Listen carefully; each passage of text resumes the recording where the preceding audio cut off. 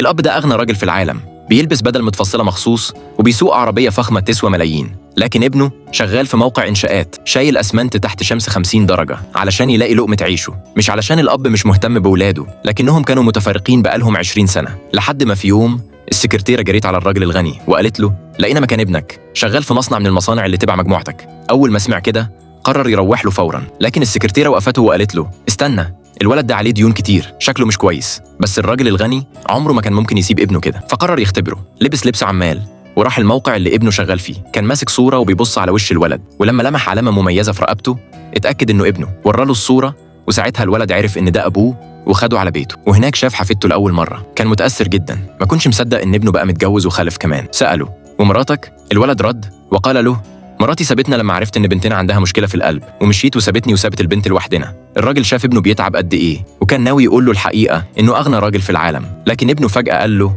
بكرة هلاقي لك شغلانة أسهل شوية في الموقع، نبقى نعيش سوا كعيلة.